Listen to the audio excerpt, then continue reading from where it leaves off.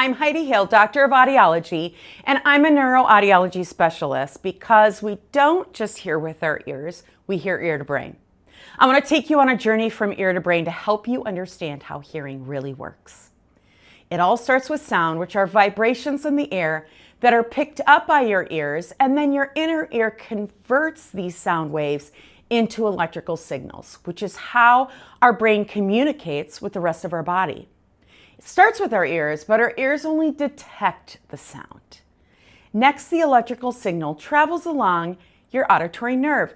Think of your auditory nerves like thousands of electrical wires, and these wires carrying signals, which are tiny bursts of electricity created by the sound, up from your ears and into your brain, entering through what's called your brain stem, which is the first stop in your brain's hearing highway. Now, here's where things get really fascinating. Your brainstem doesn't just detect sound like your ears, it decodes and organizes, sorts, and interprets the information.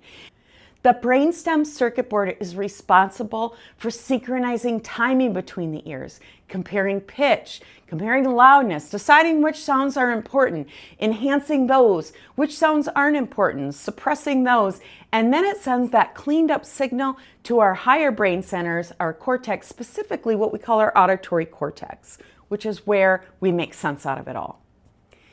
If anything goes wrong in this process, it can be like a wiring error or a short circuit. Sounds might be heard, but they're not understood correctly. And this will place extra burden on the thinking part of your brain. That will result in increased listening effort, fatigue, frustration, and can make listening in complex situations like background noise impossible.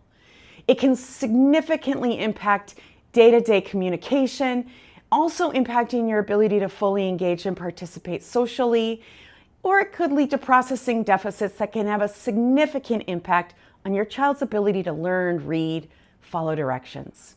And here's the problem.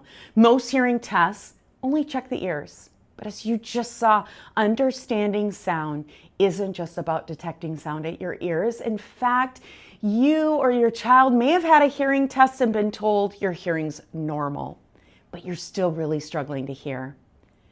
If that is you or your child, please find an audiology clinic that specializes in evaluation, not just if you hear, but how you hear from ear to brain.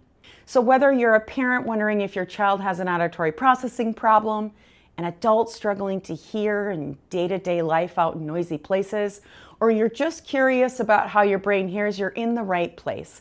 So hit subscribe and join me as we explore the science, the solutions, and the strategies to help you and your loved ones not just hear, but truly understand.